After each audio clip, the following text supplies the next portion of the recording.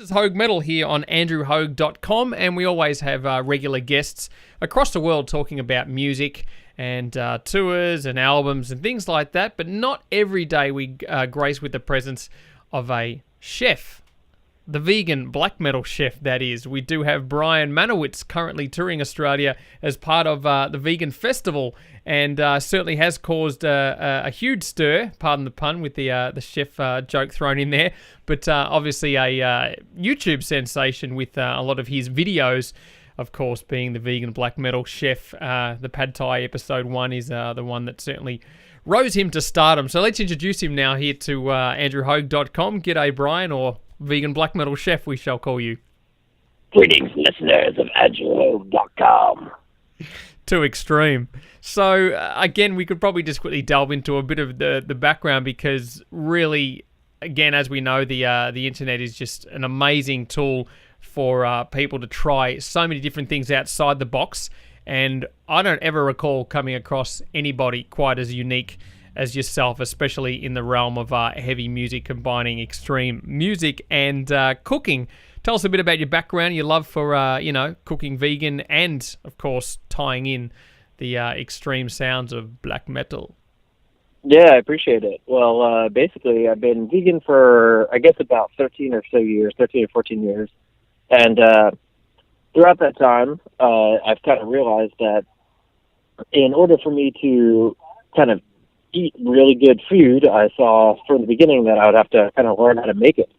So I've experimented around with food a lot. I'm kind of a self-taught chef.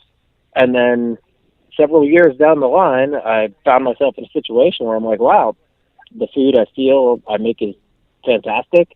It doesn't take me that long to make. My grocery bills are cheap. I feel like I live a very doable form of veganism for a lot of people. And so I said, well, the world needs to know about this. And basically, I was thinking about making some kind of a cooking show, but I realized that I don't really like cooking shows. And so I just made the cooking show that I wanted to do. Now, what reactions have you had from people, especially those from the carnivore realm, that are, of course, fans of extreme music? Do you find that they're starting to lean a little bit towards trying some of your recipes? Yeah, well, I mean, of course, like on the internet, you can get all sorts of responses, like all over the board. And so, I mean, a lot of people have actually seemed to try the things, and they seem to really like it. And so, I mean, of course, you're going to get the "die you vegan faggot" and things like that. Yeah. But quite a few people have said, "Wow, this is actually really good." I mean, I'm starting to see there is certainly a lot more awareness out there, as far as not just to do with animal exploitation, which is a huge factor in, of course, raising awareness to do with people being vegan. But I think a lot of people are learning more about the nutritional value that comes with it as well, especially some of the amazing documentaries that are now out there. Food Inc., Forks Over Knives, meetyourmeat.org websites and things like that. I mean, others can see it as preaching, but, who doesn't want to stay fit and healthy, especially in a world where just about everything we eat is highly processed and run by multi-corporations that we really aren't eating the way we used to 20 years ago. Yeah, that's absolutely true. Although, personally for me, if it was just the nutrition and health and fitness aspect of it, I don't think I could stick with it just for that. The main reason for me, well, I guess the quick reason I tell people is that I don't believe in exploitation of animals. But I think that consciousness of that aspect and consciousness of the food in general has to be sort of the base aspect, or else to me it'd be very easy to just kind of go back, because there are a lot of ways that you can eat things and live moderately healthy that aren't vegan. But a great side effect of veganism is that a lot of the things are really healthy, and a lot of the things are really great. And so I'm really glad that aspect of it exists. It's people do need to be. And if everyone was vegan, just think about how healthcare costs would plummet. Now let's talk a bit about your history of being a heavy metal fan as well. Let's talk about some of your favourite bands, and have you even inspired some of these bands to possibly change their food rider if you get a chance to meet any of them on tour to ditch the after-show cheese pizzas and burgers? Sure. Well, I guess I've been into metal really my whole life. I've been into metal since a really, really young age, either in kindergarten or first grade or so. And although I wasn't actually into black metal itself until later on in life. I got first introduced to black metal a little bit in high school and college, and actually I couldn't stand the keyboards in music. And around my last year of college, I became a musician myself. I started playing guitar, and then I started playing keyboards, and the keyboards really grew on me. So, of course, if you listen to my own music now and the music of the Vegan Black Metal Chef stuff, which I write, there's a whole lot of keyboards. So my mind definitely kind of changed on that. But no, I guess my real roots of metal are kind of old school thrash stuff.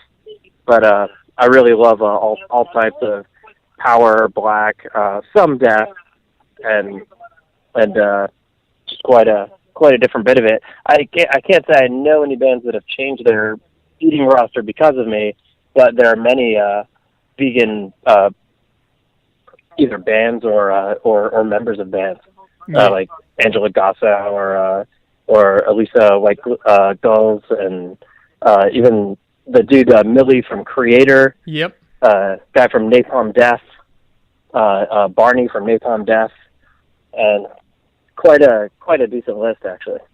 Now, of course, you've released the DVD that's available now, all the episodes 1 to 10. What is the future for the Vegan Black Metal Chef as you move forward to build your empire? Sure. Well, there's a cookbook in the works. I'm getting that written and laid out right now, and just going to continue on with the episodes. And probably around episode 20, I'm hoping to have the book pretty much done.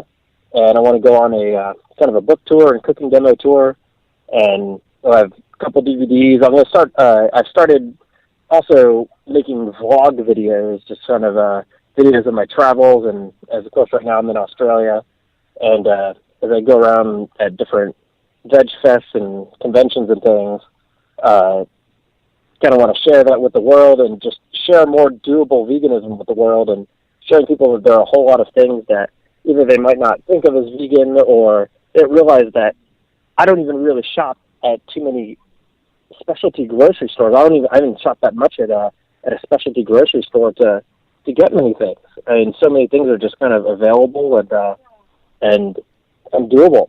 So that's my real plan, is to spread the word of veganism that is very, very livable for a lot of people.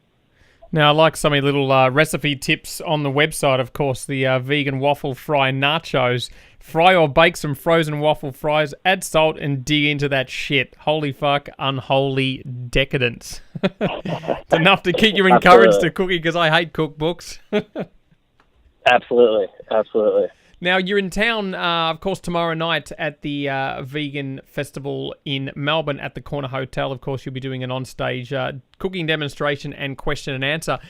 What are they? Do you feel like you're about to take the stage for a show when you're doing your cooking demonstration, especially because you're going to be, I presume, in full stage attire and makeup? Oh yeah, absolutely. I'll be in full everything.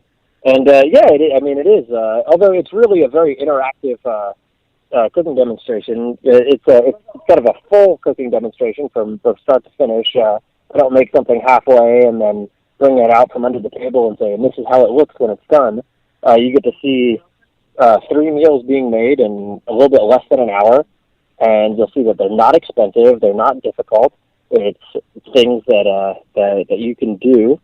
And during kind of the downtime while things are cooking, we have an interactive question and answer session where they can ask any question about myself, veganism, the show, anything, and I'm an absolute expert on my opinion.